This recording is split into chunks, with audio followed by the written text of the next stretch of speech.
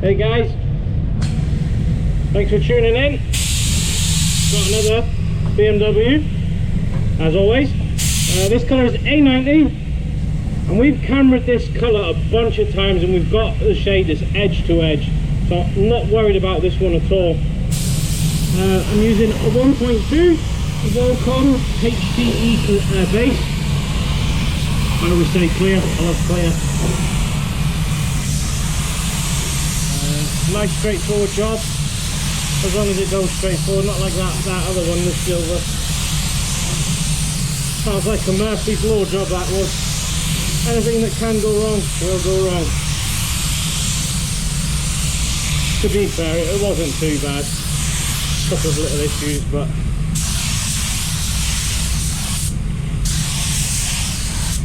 nothing we can't sort out. Because I know this colour's edge to edge, I'm just going for it, and there's no point. No point not hitting the edges. They're the edges, you know, traditionally you could puff this in around here, but I'm not going to bother. Because it is such a good match.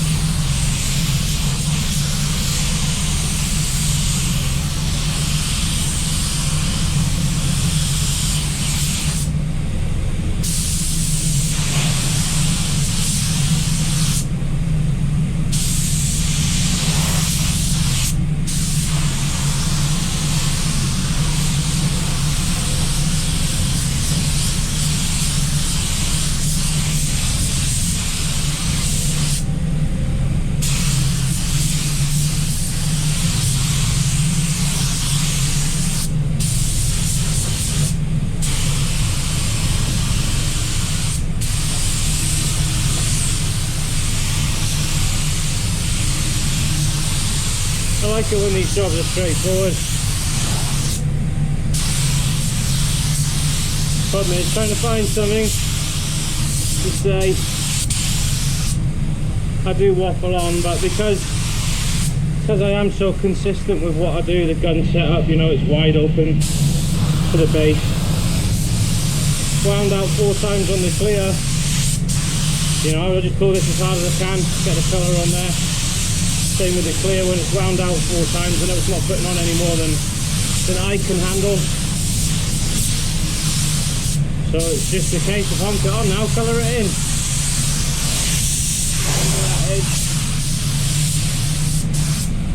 I'll give this 10 minutes with a flash and we'll be back for the second coat. Hey guys, so I'll go through my gun setup. Most guns will be fan, needle and air, but we don't have air on a Walcom because when you add your regulator you have it wide open. So most guns are sprayed at 2 bar and most paints at 2 bar. Your fan, we wind that all the way in, we'll create a spot, very small, so we have it open as far as it will go, and then you have a nice big fan. And your fluid adjustment, that's just how tight your needle goes. If we have that all the way in, you're not going to get any paint, and when you open it right up, the more paint you'll get. So if you want to tune that in to a pace where you're comfortable with how much is coming out, then that's up to you. I do that on my lacquer gun. I don't do it with base coat. I'm so used to the base coming out at full speed. So that's just how I save it to paint my base coat. But you know, if you're worried about runs or whatever, you can wind it in. You might take more passes of the panel to get the coverage that you're after. But it's like a fail safe. I know, especially with my lacquer gun, because I dial that in, I wind it all the way in, and then I bring it out 4 full turns. So when I pull that trigger, no matter how hard I pull it, I know it's only going to give me the amount of lacquer that full 4 turns gives. So I can just not concentrate so much on what I'm doing with the trigger I know a lot of older painters, it's an old school way. They would have the gun wide open and adjust with your finger on the trigger. I could never do it that way. It wasn't something I could tune into my style. So I've gone with a setup like this, which works. You know, you find what works for you. You don't have to. You don't have to do it the way that I do it or somebody else does it. Just play around. Get your gun, get some old paint, and just the test panel. And just try it out, see what you like.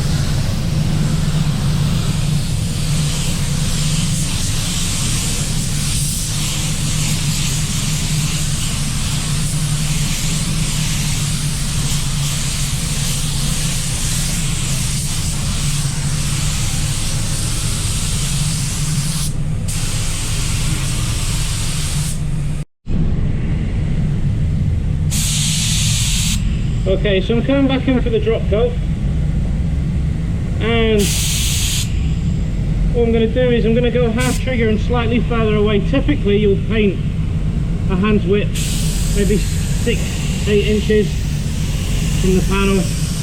This, you know, you're going a bit further, maybe 8-12 inches. I'm probably only half trigger. Like I said, I do keep it wound all the way out. I'm only pulling it half as hard, which is something that I've got used to over time, which completely contradicts what I said a minute ago about learning to adjust with just your fingers. But your drop coat's a bit more, I don't know, not technical, but it's one of those things. It has to go on light, it has to be nice and even. So all I'm doing is I'm pulling the trigger only slightly, and I'm just concentrating on my overlap just to make sure it's going on nice. You don't want it to gloss up, you don't want it to be wet, but also you don't want to be too far away that it's dry before it hits the panel, because that will leave you with some funky looking patterns. It looks patchy, it will look cloudy, you know, it won't be very nice.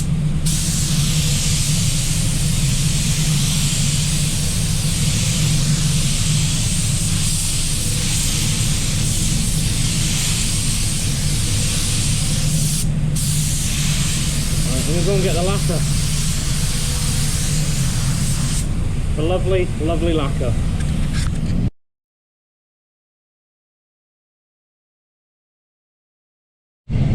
Okay, so same thing, I'll talk about my clear coat setup now.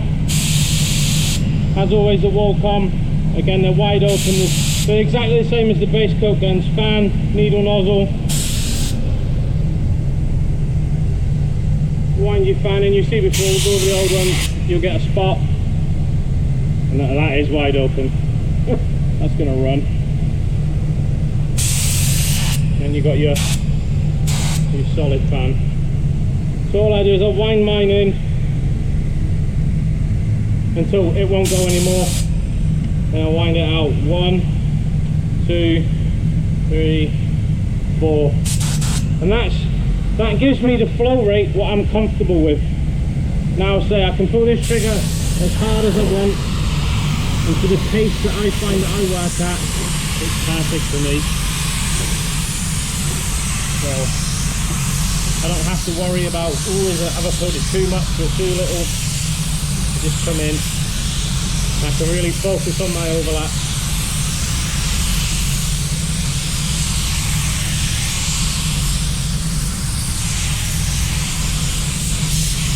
Which is nice, you know, you want to be concentrating on your job.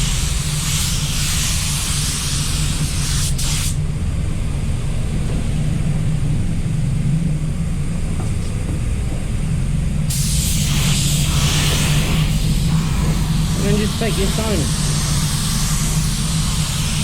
You know, like I say, get a test panel and just get used to how you're using, you know, how fast you move, how slow you move.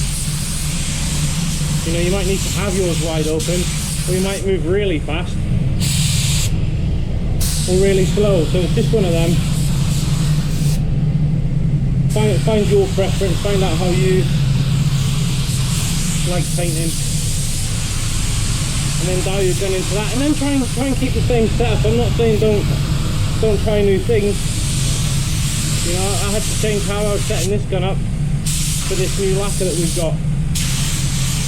But if you've got something that's working, just carry on doing it. There's no point changing. If you're getting consistent, clean job, nice finish, you know, why would you just try something different?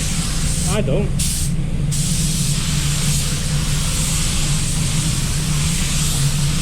I can sort of go on autopilot then and just carry on with my day.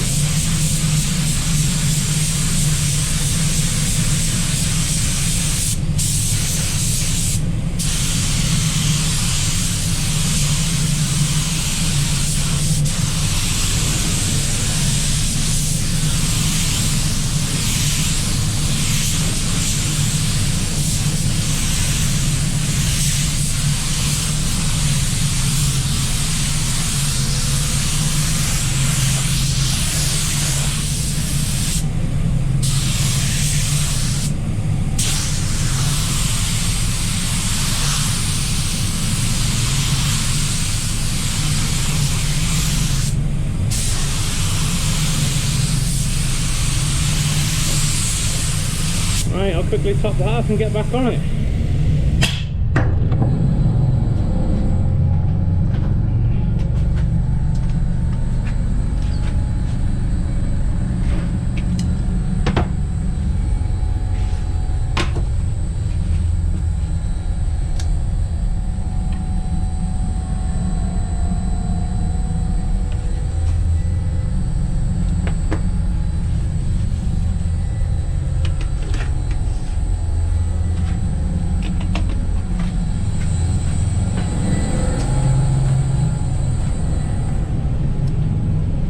This new fast lacquer, the 610, doesn't require much flash at all, so that's as much flash as it's got.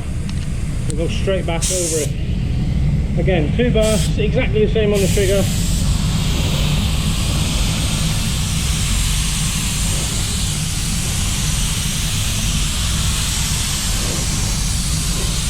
Just 2 nice coats, all she needs.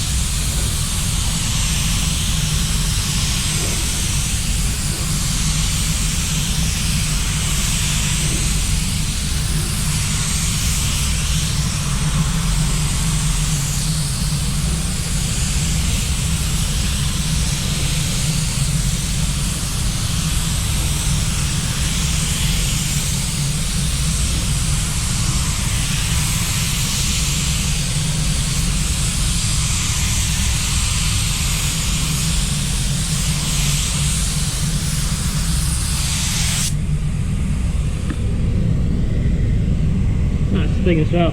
Don't be afraid to get down and check your work.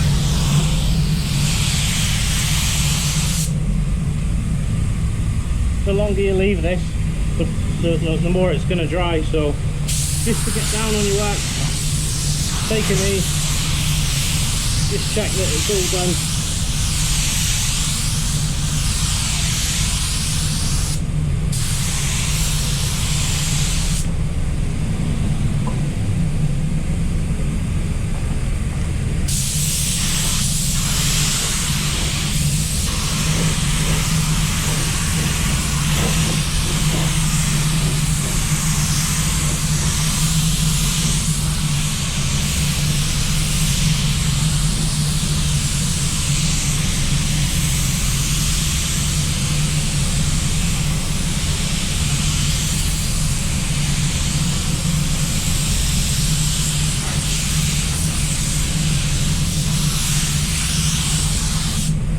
Beautiful.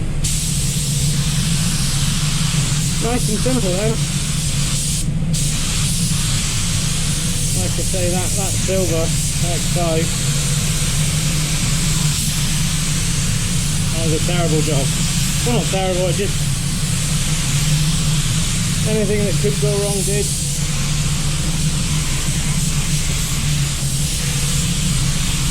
Which we don't mind, but it's going to happen at some point.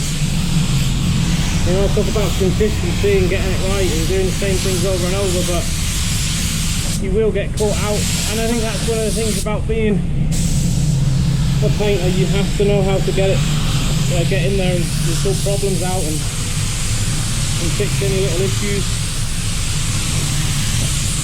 you know, whether you've caused them or not.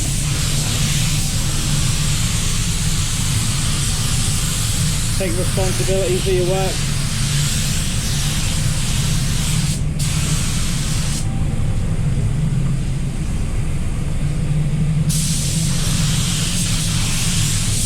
And take some pride in your work. That's another thing that I find a lot.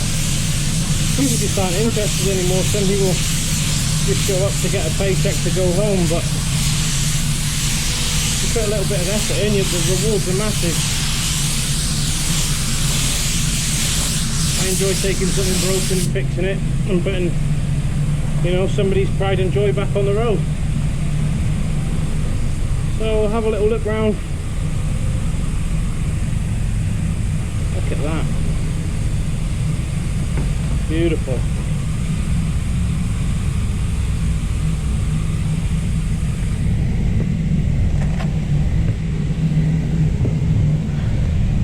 Another nice job for the day.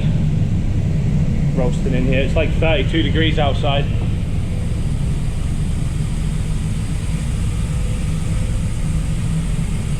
So again, I'd like to thank you all for watching and spending your time with me.